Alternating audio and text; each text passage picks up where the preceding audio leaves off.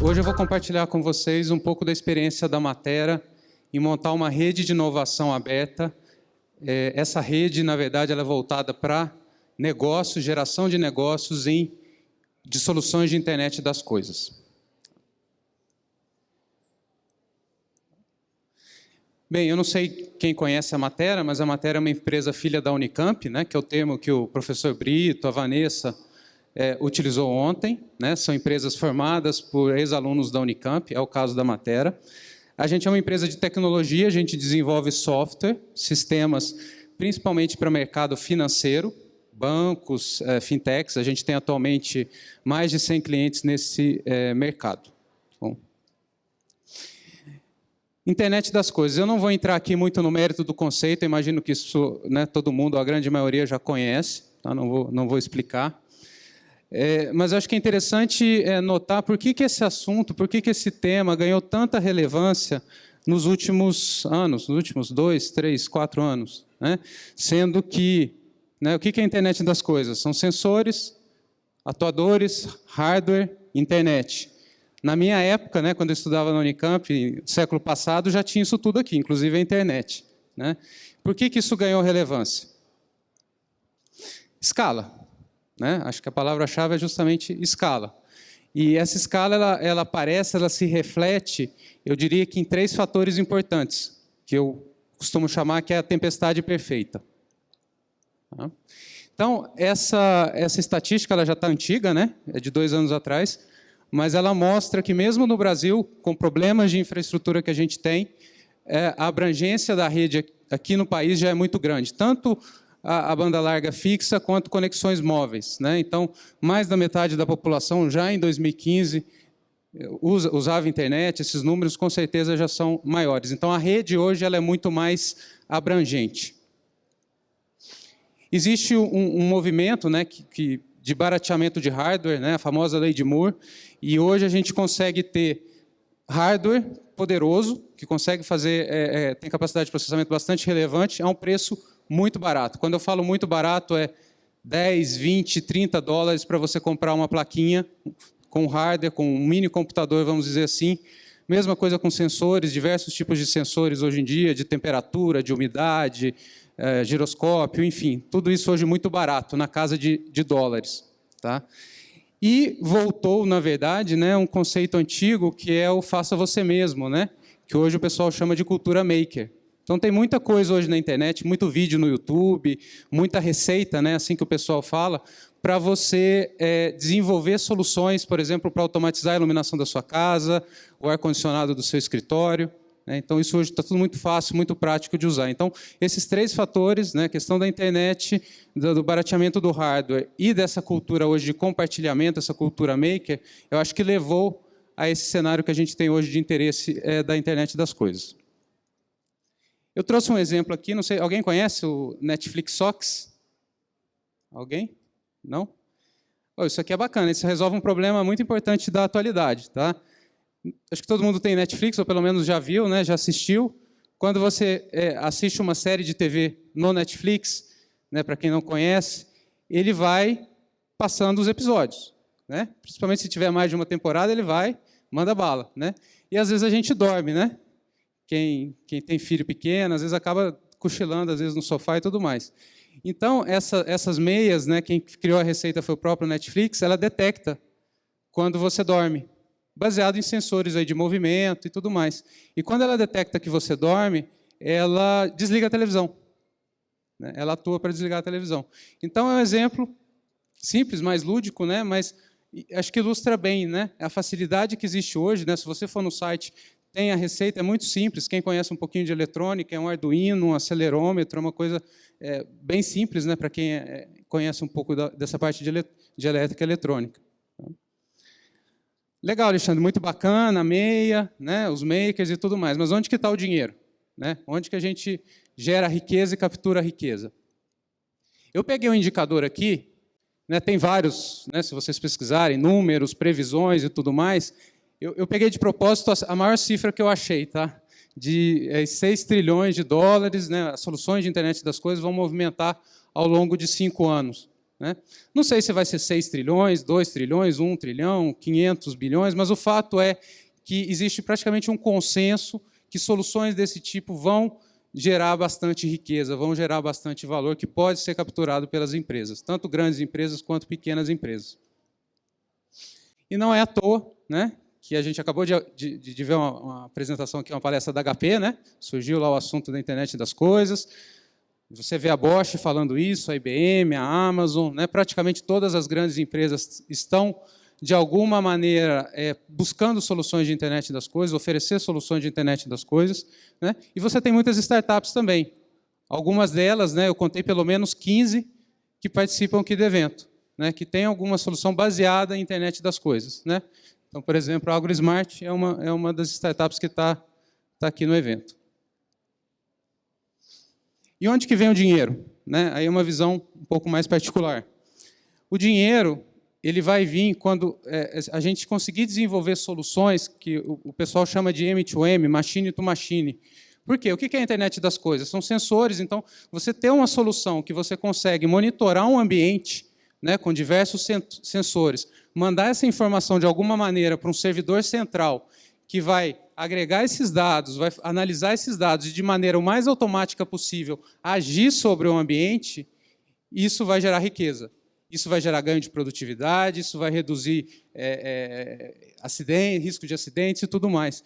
Então, uma solução desse tipo hoje, né, um padrão desse tipo, você consegue aplicar para a indústria, né, monitorando máquinas da indústria, da manufatura, você consegue aplicar para a saúde, né, monitorar pacientes crônicos, né, pessoas que precisam de uma assistência maior, vale para logística, vale para varejo, né, a gente tem várias startups aqui com soluções relacionadas com varejo, com logística.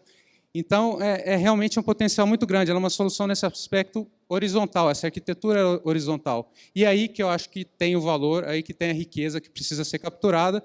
E a meia da Netflix, né, as coisas em casa, fica mais como um hobby, né, uma brincadeira. E aí chegamos na rede de inovação. Né? Em 2015, né, no segundo semestre de 2015, outros representantes de empresas da região de Campinas, né, a CIT, a Ícaro, a Baita Aceleradora, a gente se reuniu, né, que era responsável por pesquisa e desenvolvimento, inovação nessas empresas, e a gente começou a falar de internet das coisas, justamente desse cenário. E a gente chegou em 3 constatações, 3 conclusões. Primeira, é uma janela de oportunidade, de fato, né, tem dinheiro na mesa, tem como capturar valor. Segunda conclusão que a gente teve, todas essas empresas que eu comentei, elas são empresas de software, Matera, CIT, a Ícaro. Então, a gente sabe que a gente não tem competência de elaborar, de construir uma solução fim a fim de internet das coisas. A gente não tem competência em design de hardware, protocolo de comunicação, eventualmente a gente não conhece o negócio, né? A Matera não tem experiência, por exemplo, com mercado de saúde ou agribusiness. Né? Então, essa situação ela aconteceu com as outras empresas também. Né? E a terceira constatação, a terceira conclusão é que se a gente tentasse fazer sozinho, adquirir essas competências de alguma maneira, né, contratando pessoas, treinando, comprando outras empresas, ia demorar muito tempo e a gente provavelmente ia perder essa janela de oportunidade. Então, qual foi a solução, qual foi a proposta? Vamos partir para a inovação aberta. Não vamos tentar fazer isso dentro de casa ou num grupo pequeno, fechado. Vamos tratar isso de forma aberta. E daí surgiu o TEM, né, que é a sigla de Tech Experience Network, que é justamente, ele é um laboratório, ele fisicamente é uma sala, um laboratório onde você tem equipamentos, né, para o pessoal trabalhar, kits de hardware e tudo mais, mas ele é muito mais do que isso, ele é uma rede de negócios. Ele procura conectar oferta com demanda. O que significa isso? O TEM, ele procura ser uma ponte, né, um caminho para que as grandes empresas, né, ou a própria Matera, a CIT, os clientes da Matera, da Ícaro, né, coloquem desafios, coloquem necessidades, coloquem dores, né, que são relevantes para ele, e isso chegue em startups e pequenas empresas que tenham solução de internet das coisas, ou que estejam trabalhando com a internet das coisas. Então, a gente procura fazer justamente esse link entre a grande empresa e uma startup, às vezes nem é uma startup ainda, é um grupo de alunos, de pesquisadores de pós-graduação, né? Mas eles têm uma solução bacana, têm uma ideia interessante, mas não conseguem chegar na grande corporação, né? Isso, principalmente para startups B2B, isso é um grande desafio, né? Não só para a internet das coisas. Então, na verdade, o diferencial do TEM é justamente a gente não só montar uma rede de conexões de negócio, mas trazer problemas reais. Então, tudo que entra na rede são problemas concretos. São problemas que a Matera, a CIT, a Ícaro trazem do mercado, de clientes nossos. Então, tem um nome e um CNPJ. Eventualmente, aquela empresa não quer se expor. Tudo bem, mas é um problema concreto, real, que a gente coloca para a rede. Aqui é uma ilustração de como é que funciona o TEM, né, a estrutura. Então, você tem os sponsors, né, que é a Ícaro, a CIT, a Byte e a Matera. A gente que investe, a gente que coloca dinheiro, né, uma iniciativa 100% privada, de investimento privado. Quem executa, né, quem operacionaliza o TEM é a Softex Campinas. Então, tem pessoas no laboratório, organizam os eventos e tudo mais, né?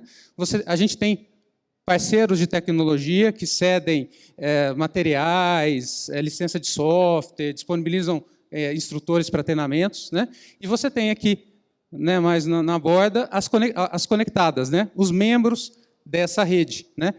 Não sei se vocês conhecem, mas boa parte aqui são startups. Startups, empresas júniores, tem empresa grande também, né, o CPQD, mas a grande maioria são startups.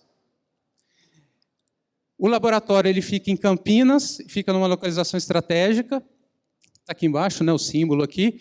Ele fica de carro a menos de 10 minutos da Unicamp, da PUC dá para ir a pé. Ali em cima tem o parque de tecnologia, né, de alta tecnologia, onde fica o CPQD, a CIT e a Matera. Então, num raio ali de 5, 10 minutos de carro, você pega, né, não só aqui, pega o Eldorado, Instituto Eldorado, Samsung e tudo mais. Tá?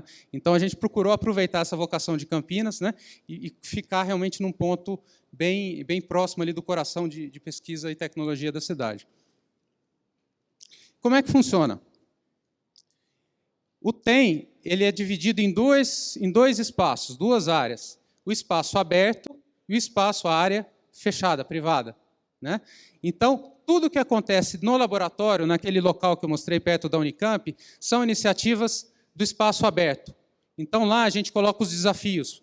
Ou um desafio aberto, que dura 1 mês, 2 meses, 3 meses, ou um hackathon, que normalmente é um final de semana, treinamentos, tudo isso é feito de forma aberta. Não tem aqui preocupação com confidencialidade, propriedade intelectual, enfim, aqui é um trabalho feito de colaboração, em colaboração, né? Então, compartilhação e colaboração, compartilhamento e colaboração.